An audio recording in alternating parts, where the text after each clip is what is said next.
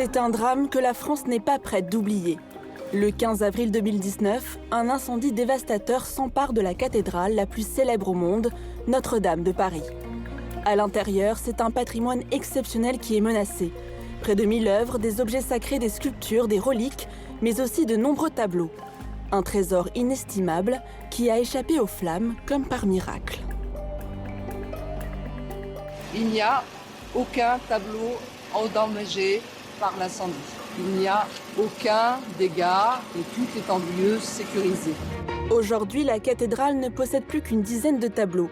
Un tout petit butin comparé à la grande et riche collection dont elle dispose jusqu'à la fin du XVIIIe siècle. À l'époque, Notre-Dame est déjà bien plus qu'une église, c'est un lieu de haute importance pour les artistes.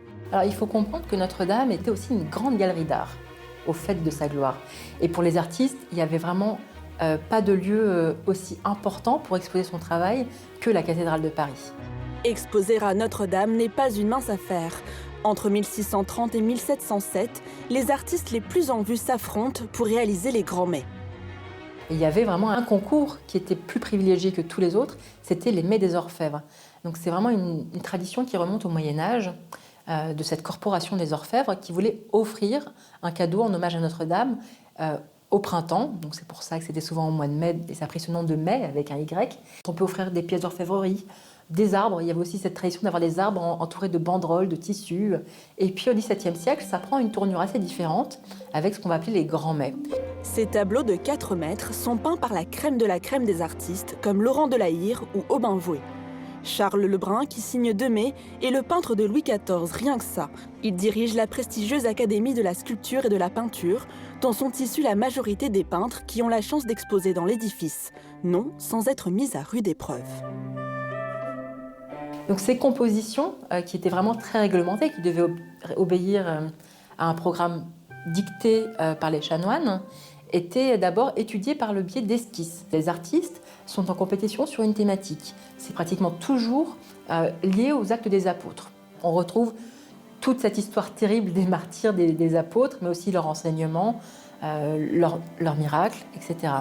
Les difficultés financières de la corporation mettent fin à cette tradition en 1707, après avoir offert 76 mets à Notre-Dame, qui n'en compte plus que 13 à ce jour. La cathédrale dispose aussi de la Visitation de Jean Jouvenet.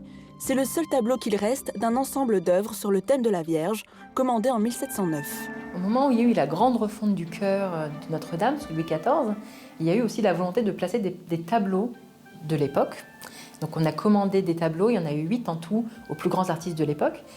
L'église ayant été vidée à la Révolution, il ne reste aujourd'hui qu'un seul, qui est le tableau de Jouvenet, et qui est vraiment un très grand format, très emblématique de Notre-Dame, et qui est une œuvre qui a eu une importance considérable, parce qu'il faut imaginer que les artistes qui étaient en formation passaient tous par Notre-Dame, donc c'est très grand format, dans un lieu aussi prestigieux, formait énormément le goût des artistes et du public.